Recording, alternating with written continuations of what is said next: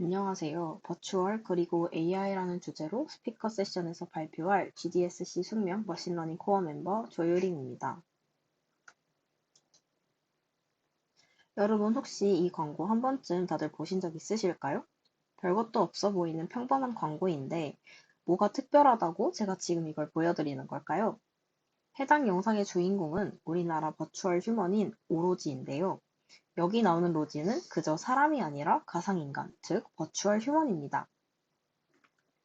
버추얼 휴먼이란 무엇일까요? 말 그대로 가상인간이라는 뜻으로 AI와 첨단 컴퓨터 그래픽 기술을 기반으로 만들어진 가상의 인물입니다. 실제 사람과 유사한 형상을 갖추고 있어 기존 AI 스피커나 음성 비서와는 차별성을 가지고 있습니다. 버추얼 휴먼을 만들어내는 시도는 최근에 시작된 움직임이 아니에요. 인공지능이라는 개념이 60년 전에도 존재했듯이 버추얼 휴먼 역시 과거에 만들고자 했던 시도들이 있었습니다. 우리나라에서는 90년대 사이버 가수로 등장한 아담이 그 과거의 시도라고 볼 수 있습니다. 사진에서 볼 수 있듯 로지와는 다르게 굉장히 부자연스러운 모습을 확인할 수 있습니다. 그렇다면 현재의 가상인간은 어떤 모습일까요? 앞서 소개한 영상의 로지뿐만 아니라 300만 팔로워를 보유하고 있는 릴 미켈라와 일본 출신의 모델 이마 등 다양한 버추얼 휴먼이 존재합니다. 더 나아가 이들의 영향력은 실제 인플루언서와 맞먹기 때문에 버추얼 인플루언서라고도 하죠. 사진으로 볼 수 있듯이 아담과 같은 가상인간이라는 게 믿겨지지 않을 정도로 현실 어딘가에 실제로 존재할 법한 사람처럼 보이지 않나요? 버추얼 인플루언서들은 SNS에만 갇혀 있지 않습니다. 광고에도 출연하고 모델로서 화보를 찍는 경우도 있습니다. 이에 국한되지 않고 롯데 홈쇼핑에서는 버추얼 휴먼이 쇼 호스트로서도 활동하는 것을 목표로 하고 있다고 합니다. 자, 그렇다면 여러분, 어떻게 이렇게까지 현실감을 잘 담아낼 수 있었던 걸까요? 누군가는 컴퓨터 그래픽의 발전이 있었기 때문이라고 할 것 같아요. 물론 맞는 말입니다. 하지만 컴퓨터 그래픽만의 발전이 있었다면 광고와 같은 경우에는 사람이 일일이 하나의 프레임에 대해 작업했어야 했을 텐데 시간이 너무 오래 걸려서 너무 힘들지 않았을까요? 사실 답은 정해져 있습니다.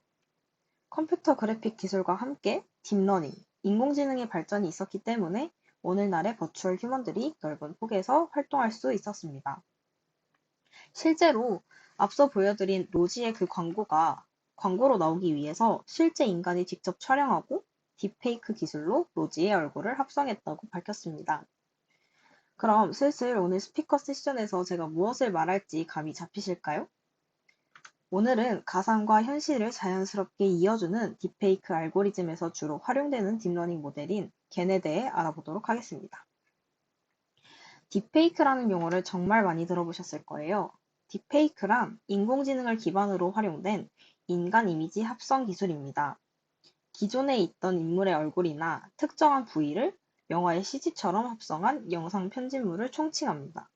대량의 데이터를 토대로 비디오와 디지털 콘텐츠의 얼굴을 지속해서 교체 및 교환하여 진짜처럼 보이는 가짜 미디어를 만드는 것이죠. 딥페이크는 보통 오토인코더라는 기술을 사용합니다. 오토인코더란 주어진 입력을 출력으로 재구성하는 데 보통 사용이 되는데요.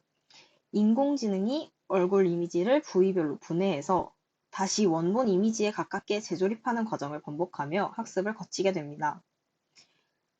여기에서 눈송이 데이터를 X라고 해볼게요. 그럼 이 눈송이 데이터인 X의 데이터를 파편화한 다음에 다시 눈송이 데이터 X로 복원을 하고 이런 학습 과정을 통해서 원본보다는 조금 떨어진 X 프라임, 또 다른 새로운 눈송이의 얼굴 데이터를 만드는 거죠.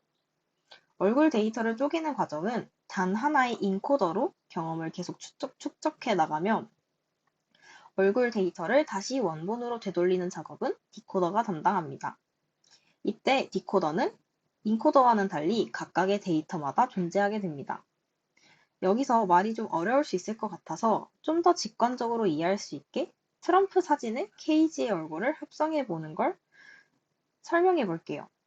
오토 인코더를 사용하면 케이지의 데이터를 이제 디코더로 넘겨주게 됐는데 그때 그 디코더는 트럼프의 얼굴을 조립하는 방법을 알고 있는 트럼프의 디코더로 넘어가게 됩니다.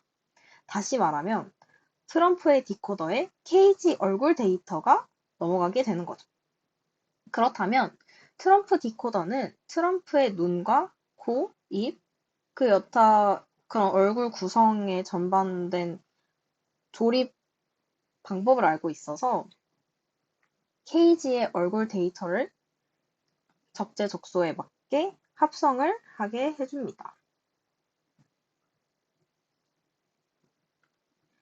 앞서 말한 오토인코더 방식은 기본적으로 딥페이크에서 사용한 원리라고 보시면 되고, 실제로 딥페이크가 어떻게 이렇게 성장할 수 있을까? 라고 질문을 던진다면 겐이라는 모델이 등장했기 때문이라고 답할 수 있을 것 같아요. 딥러닝의 중요한 알고리즘인 CNN, 한 번쯤은 CNN이라는 단어를 딥러닝 공부하면서 다들 들어볼 텐데, 이 CNN을 처음 제시하고 딥러닝의 대가라고 불리는 메타 AI 연구를 총괄하고 있는 얀 르쿠는 걔는 최근 10년간 머신러닝 분야에서 가장 멋진 아이디어다라고 말할 정도로 센세이셔널 모델이라고 할 수 있습니다. 그렇다면 어떻게 이 정도까지 호평을 받을 수 있었을까요? 실제로 이전에는 딥 제너레이티브 AI 모델이 겐이 등장하기 이전까지에는 상당히 성능이 그렇게 좋지 않았습니다. 그런데 이 겐이 나오고 나서는 지금 보시는 화면과 같이 처음 제시된 2014년부터 발전을 해서 굉장히 고해상도의 실제와 훨씬 가까운 이미지를 생성해낼 수 있게 되었습니다. 여기서 겐이란 Generative Adversarial Network라고 할 수 있습니다. 우리나라 말로 바꿔 말하면 생성적 적대 신경망이라고 하죠. 말이 어렵게 다가올 텐데 겐의 키워드는 결국 경쟁이라고 보시면 됩니다. 오토 인코더의 구조가 인코더와 디코더로 구성된다면 겐은 생성자와 판별자로 구성되어 있습니다. 흔히 생성자와 판별자의 이 관계를 경찰과 위조 집회범으로 비유할 수 있습니다.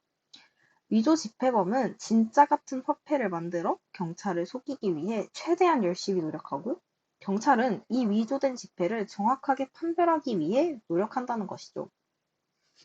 이러한 경쟁 관계 속에서 시간이 흐를수록 위조 집회범은 위조할 수 있는 능력이 올라갈 거고, 판별사인 경찰도 마찬가지로 굉장히 많은 진입 판별을 거쳤기 때문에 판별 능력이 올라가게 되죠. 그러면 결과적으로 서로 적대적인 노력을 통해서 같이 발전하게 되는 것이라고 보시면 될 것 같아요. 앞서 말한 내용을 걔네 구조에 좀 더 적용해서 설명을 해볼게요. 걔네 키워드는 뭐라고 했죠? 경쟁이라고 했습니다. 경쟁에 참여하는 것은 생성자 제너레이터와 판별자 디스크리미네이터입니다.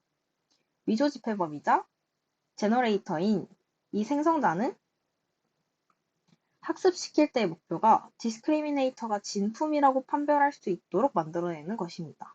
이렇게 학습이 진행되면 디스크리미네이터의 성능이 올라감에도 불구하고 제너레이터의 숙련된 위조 능력 때문에 진품과 가품을 구별할 확률이 50%로 수렴하게 됩니다.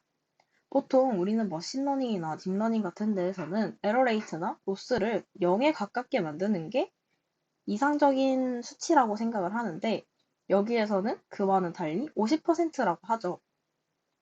왜냐하면 제너레이터가 굉장히 진짜 같은 가짜 데이터를 만든다는 것은 디스크리미네이터가 아무리 잘 학습을 해도 가짜 데이터를 받았을 때 이건 정말 진짜일 수도 있고 가짜일 수도 있다. 진짜 반반의 확률일 것이다. 라고 판단을 해버리기 때문에 디스크리미네이터의 성능이 50%가 되는 그 순간이 겐에서는 가장 이상적인 제너레이터를 만들어냈다라고 얘기할 수 있습니다. 그럼 디테일하게 들어가서 이 제너레이터가 어떻게 데이터를 생성하고자 하는지 이해해 보도록 할게요. 여러분, 잠시 상상해 봅시다. 어떤 공간에 대해 상상할 건데요. 이 공간은 세상의 모든 것으로 변할 수 있는 것들이 모여있는 레이턴트 스페이스, 잠재 공간입니다. 모든 것으로 변할 수 있는 것들이 모여 있으니 우리가 가지고 있는 실제 데이터셋으로도 변할 수 있겠죠? 이 아이디어에서 제너레이터가 출발합니다. 그런데 우리는 잠재 공간에서 원하는 데이터를 이끌어내야 하지만 이 공간을 현실로 이끌어내기 위해서는 이 잠재 공간이 어떻게 데이터를 만들어내는지 그 과정을 알아야 하는데 저희가 알 방법이 없죠. 그렇다면 이걸 실제로 우리가 이렇게 생성하기 위해서는 어떻게 해야 될까요? 여기에서 과정을 집중하지 않고 결과물에 집중을 하게 됩니다. 제너레이터가 이 노이즈 벡터를 받게 되는데 이 노이즈 벡터가 실제 데이터 세트의 확률 분포에 근사해지려고 노력을 하는 그 과정을 거치게 됩니다. 지금 여기서 보시면 이 P 데이터, 이 확률 분포는 오리지널 데이터 세트에 대한 확률 분포이고 PG는 제너레이터가 생성한 데이터의 확률 분포를 보여주고 있습니다. 실제로 보면 얼핏 비슷해 보일 수도 있지만 완전히 좀 다르죠. 점의 크기라던가 이 분포의 모양이 많이 다릅니다. 그렇다면 제너레이터는 샘플링 과정을 거치면서 이 P 데이터, 실제 데이터와 근사해지도록 이 제너레이터를 계속해서 학습하게 되는 겁니다.